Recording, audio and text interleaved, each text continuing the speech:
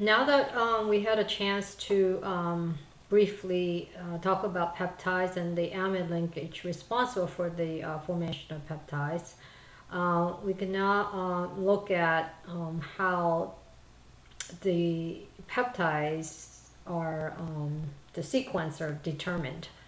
Um, so the question you might ask me is, why do you even want to learn about determining the sequence of peptides? So I'm going to just briefly digress a little bit and give you one story that will illustrate the importance of being able to determine the sequence of small peptides. All right. So it's about an MD PhD whose name is Michael Zasloff, and he's affectionately now known as the Frog Prince. And here's a picture of him. This is an article from Washington Post about him, and I have several other articles. And as you see here, he's called the Frog Prince, and this is from a Popular Science. Anyway, let me just briefly tell you about how he's become to known as the Frog Prince. All right, he was a researcher at NIH, and he was involved in a research which required him to remove female frog ovaries, and then he was studying how genetic message was traveling out of cell nucleus when he was doing this. Anyway, so he's been doing this for years and years and years, and most of his coworkers would just sacrifice the frog and be done with it. But he hated killing them. So rather than sacrificing them, he sutured them up, the wounds, under very, very non-sterile conditions. And he returned the frogs immediately after the surgery to the back to the tanks, very murky water, which was filled with tons of germs, microbes, bacteria, and virus, etc. So he felt better that he would rather let nature decide their fate rather than outright kill them. So he's done this for years and years and years, and that simple decision has changed the course of his career. So over many years of doing these very sloppy surgery, he noticed one day that the frogs actually healed beautifully despite the non-sterile conditions. Not only that, healing occurred with little evidence of inflammation at the wound sites. So the absence of infection under these conditions, medically speaking, is remarkable. So he suddenly asked himself this question: why? Because if that same condition was given to humans, they would obviously die from infection. So he basically decided to pursue this as his research project, and left NIH and started his own company. And he's basically, that's why he's called the Frog Prince.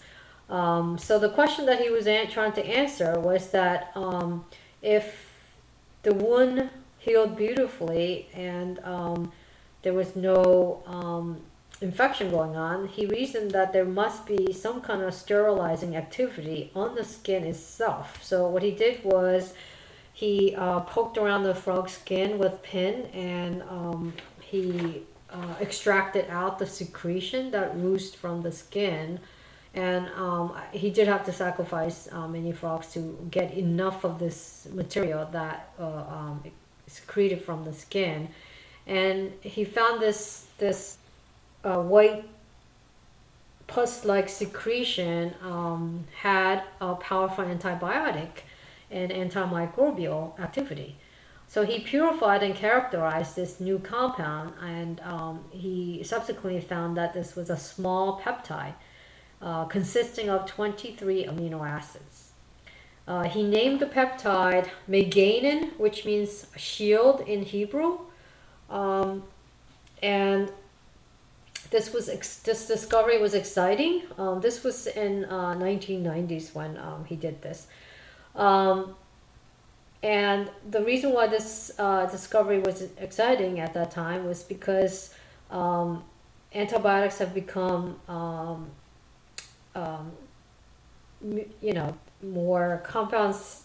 Well, the bacteria have become immune to them because they develop immunity, become resistant to these drugs. So the meganin compound that he discovered belongs to a totally new class of compounds because they're made out of amino acids, peptides, rather than a small class of organic compounds like streptomycin and things like that that we've been used to using. All right, so it represents a whole new class of compound, vastly different from the compounds that are used today, and it probably then wards off these bacteria and viruses in a totally different mechanism.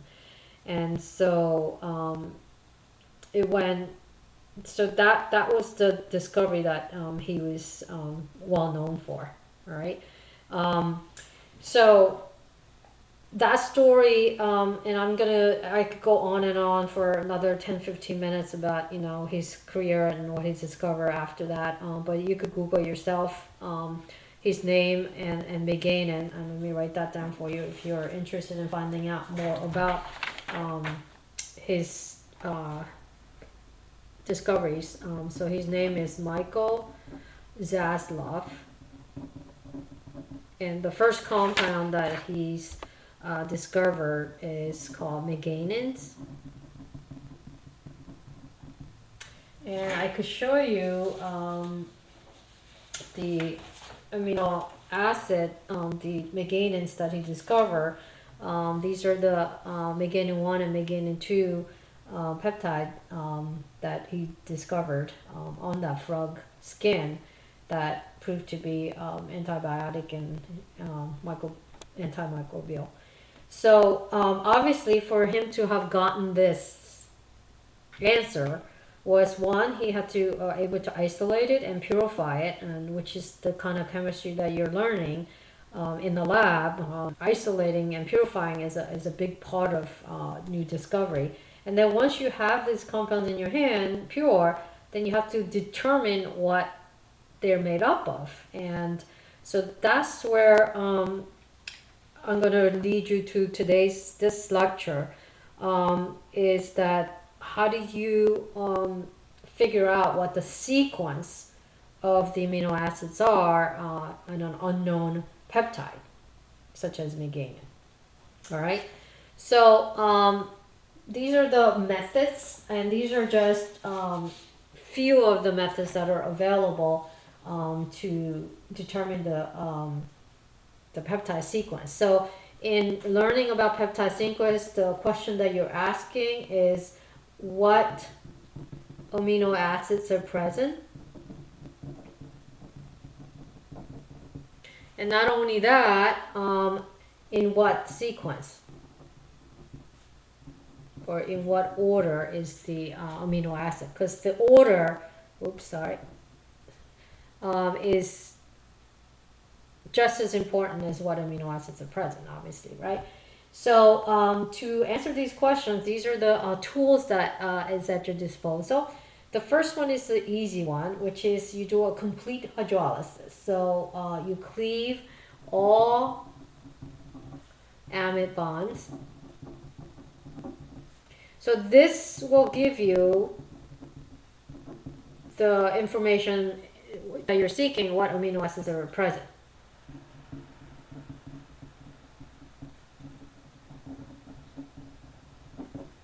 And the way this is done is you hydrolyze, so you take the peptide and you cook it with either acidic conditions or basic conditions, and to cleave all the amide bonds off so that they're all individual amino acids. And then what you could do is you could take that mixture and put it through HPLC. And when you do that, you know, since all the amino acids are known, you basically will have already you already know at which elution time each of the amino acids come out, and then you could compare that to find out which amino acids are present. So this is a typical HPLC chromatograph having a mixture of 17 amino acids. So you will run a standard like this, and then you will run your unknown and see not only, you know, what amino acid, but how many moles, how much of it is present. Okay, but that doesn't tell you the sequence. So sequence, in order to do the sequence, you need to do other experiments. The first and the most useful one, I think, is called Edman degradation. And what Edman degradation allows you to do is it allows you to see or figure out which amino acid is present, one amino acid at a time, starting from the N terminus. So it identifies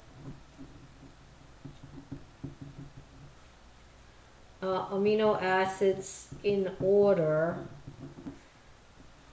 from N terminal amino acid, and you just do it sequentially. So you do you identify one amino acid at a time, and this is the reaction that allows you to do it. You react the peptide, which is shown here. So it's showing with one amino acid, or actually two amino acids shown, and then this is a think of it as a long chain. And then you react with this starting material, which is phenyl isothiocyanate. And what this is going to do is the free amino group of the peptide is going to react at this electrophilic center. And you should already know why that is the case. Break open the double bond, and you are forming this bond right here. So the phenyl isothiocyanate is now attached to the N-terminal amino acid. So we call that, now it's labeled polypeptide. And then you do a hydrolysis of that. And what it does is it only cleaves the N-terminal amino acid. All right. So the mechanism of how that happens is shown here, which it forms an unstable intermediate, and then it spits out this phenolthiol hydantoin, which is identified by the HPLC. And the way it's identified is because this portion right here comes from the amino acid. All right, I'm gonna finish this on the next lecture.